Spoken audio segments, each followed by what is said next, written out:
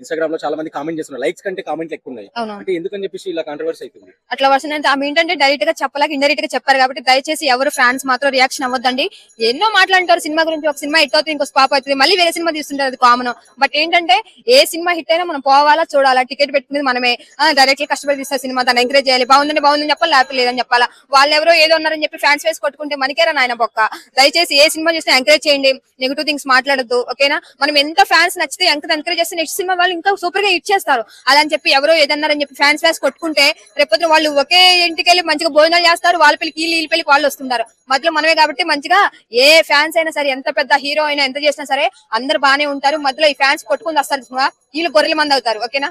అదే అంటే ఇప్పుడు ఆయన అలా వార్తలు చేయడం కూడా కరెక్ట్ కాదు కదా. అంటే ఎవరికైనా సరే అలా ఒకరిని ఇలా మెన్షన్ చేసి బాలే చూడగొట్టడం అన్నట్టు అది తప్పేలే గానీ, బట్ ఆమె అట్లా చేసింది. ఫ్యాన్స్ కొంచెం కోపం వస్తుంది, కొంతమంది డైరెక్ట్ ఫ్యాన్స్ ఉంటారు, వాళ్ళ కోపం వస్తుంది కాబట్టి దయచేసి